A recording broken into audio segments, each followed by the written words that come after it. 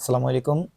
আজকে ফিজিক্সের সপ্তম অধ্যায়ের কম্পাঙ্ক পর্যায় রিলেটেড একটা এমসিকিউ সলভ করাবো। দেখো, আমরা জানি টি ইকুয়াল টু হচ্ছে 1/f, অর্থাৎ দেখো টি এর সাথে এফ এর সম্পর্ক হবে কি ব্যস্তানুপাতিক। টি হচ্ছে পর্যায়কাল, এফ হচ্ছে কম্পাঙ্ক। তার মানে বলতে পারো এফ যদি বাড়ে টি হচ্ছে কমবে, এফ কমলে টি বাড়বে, অর্থাৎ উল্টো। এখন প্রশ্ন করা হয়েছে কম্পাঙ্ক অর্ধেক হলে পর্যায়কাল কত গুণ বাড়বে। কম্পাঙ্ক অর্ধেক হলে পর্যায়কাল কত গুণ বাড়বে। তাহলে টি ইকুয়াল টু হচ্ছে কি 1/f, এফ অর্ধেক বলছে, অর্ধেক মানে তুমি হাফ করে দাও, এটা উল্টালে কত হয়ে যাবে ভাইয়া? 2 হয়ে যাবে।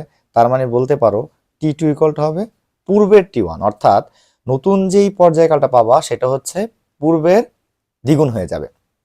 বুঝতে পেরেছো? ঠিক তেমন এখানে যদি বলে 1/3, তাহলে 1/3, যদি বলে দ্বিগুণ তাহলে হয়ে যাবে পূর্বের অর্ধেক।